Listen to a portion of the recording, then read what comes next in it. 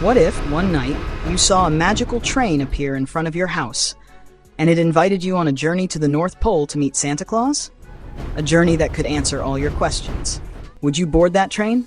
This is the story of the Polar Express, which takes you deep into the magical world of Christmas. The story begins on Christmas Eve in Grand Rapids, Michigan. A boy named Mike is woken up in the middle of the night by the sound of bells. At first, he thinks it's Santa's sleigh, but then realizes it's just the bell on a Christmas hat brought in by his father. Mike returns to his room and watches from the doorway as his little sister is told to go to bed. Their father says that if she wants Santa to visit, she must sleep early. While Mike doesn't believe in Santa Claus, his sister has complete faith. Mike finds it hard to believe that a white-bearded man could fly in a magical sleigh and deliver gifts to children all over the world. While trying to convince himself that Santa isn't real, Mike hears his parents coming into the room. He quickly pretends to be asleep, and eventually dozes off. Suddenly, Mike is jolted awake by a strong vibration. He's stunned to see a steam train parked right in front of his house. It looks completely real. As he stares in disbelief, a conductor steps out and invites him to board. Confused, Mike asks where the train is headed. The conductor tells him it's the Polar Express, bound for the North Pole to celebrate Christmas Eve. Though everything feels strange, Mike's curiosity takes over. As the train starts to move, he decides to jump aboard. Inside the train, Mike meets a cheerful girl named Jenny and a laid-back kid named Will.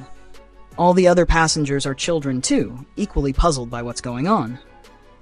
Soon, the train stops again to pick up another passenger, a hesitant boy named Billy. He doesn't board at first, and as the train begins to move again, he runs after it, but trips and falls.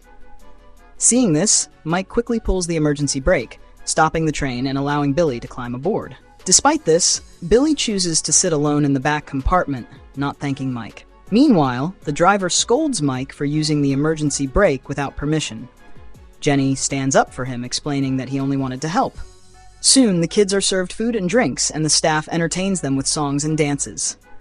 After eating, many kids start to rest. Jenny decides to bring a cup of hot chocolate to Billy and heads to the back with the conductor. Mike notices that Jenny's ticket was left unstamped and tries to return it to her, but the wind blows it away. The ticket flies out the window and begins an incredible journey, getting stuck between trees, picked up by an eagle, and even spat out by a baby bird. After rolling through the snow and air, the ticket somehow finds its way back to the train just in time for the driver to discover it. Jenny soon realizes her ticket is missing and feels confused and guilty. Mike admits he lost it while trying to return it and offers his own ticket to make up for it. At first, the conductor refuses, saying tickets are non-transferable. So Jenny is taken to a different part of the train, away from the others. Fearing she's being thrown off, Mike decides to act. He sees the lost ticket stuck in the ventilation system. Without hesitation, he retrieves it and runs through the compartments to return it. But by the time he reaches the last car, Jenny and the conductor are gone. Worried, Mike asks Billy for help. Billy reveals that they're walking on top of the train. Despite his fear, Mike climbs onto the roof in search of them, but only sees a distant light that soon fades. Suddenly, a mysterious man appears, warming himself by a fire. He introduces himself as Jim, a wanderer no one knows much about. Jim offers Mike a warm drink and some friendly advice. During their conversation, Mike reveals that he doesn't believe in Santa Claus. Jim gently suggests that the girl he's looking for might be in the next compartment, and then vanishes into thin air. Mike begins to panic, thinking it's all a dream. As he tries to wake himself up, Jim reappears and warns him about an upcoming tunnel. The two of them slide down a steep slope, trying to get back inside the train before it's too late. As the train enters the tunnel, Jim disappears. Mike manages to leap into a compartment just in time and finally reunites with Jenny. Jenny explains that she was asked to help the engineer as he and his assistant Smoke were repairing a light. She shows Mike the whistling rope, and Mike eagerly pulls it. Suddenly, the driver calls for the train to stop. He's seen something on the tracks. Jenny panics, unsure which lever to pull. Mike guesses and pulls the wrong one, but by luck, the train stops. Outside, they see a herd of deer blocking the tracks. The conductor amusingly tugs the beard of one deer, and the whole group moves aside. The journey continues, but now the train starts going too fast. The driver realizes the controls are broken. A pin falls out, but Smoke cleverly replaces it with a hairpin. The train finally stops, but it's on a frozen lake and the ice begins to crack. The driver speeds up, dodging the cracks and barely making it back to the track. Once things are under control, the children return to their seats. On the way, they see a box of discarded toys meant for recycling. Mike grows sad as a broken doll questions whether, if she didn't believe in Santa, why was she there? He realizes this is another trick by the ghostly wanderer Jim. Back in the compartment, Mike sees Jenny trying to cheer up Billy. Billy hums a tune that Jenny recognizes, and they sing together. Their song lifts everyone's spirits. Just then, the sky is lit up by the northern lights, the aurora borealis. The children are mesmerized. The conductor arrives and announces they'll reach the North Pole 5 minutes early. Excitement fills the train.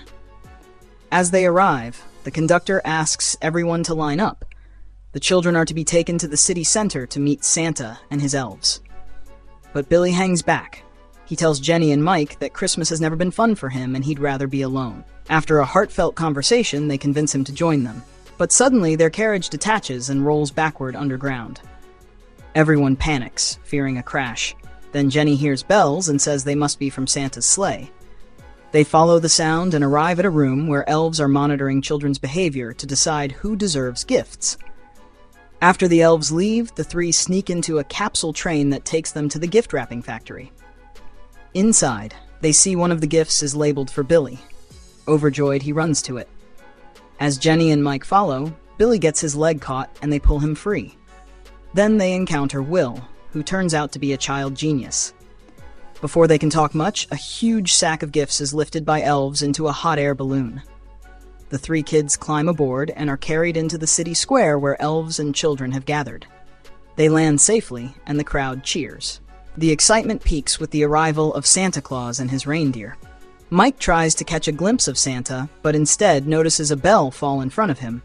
He picks it up and rings it, but hears no sound. After several tries, he realizes that to hear the bell, he must believe in Santa. The moment he believes, the bell rings beautifully.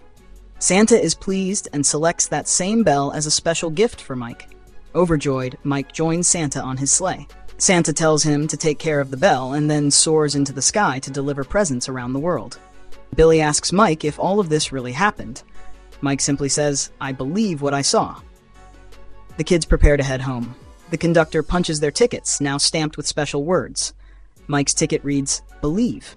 But when Mike tries to show his gift to his friends, he realizes the bell is gone. His pocket was torn. He feels crushed, and his friends try to comfort him. One by one, the children are dropped off at their homes.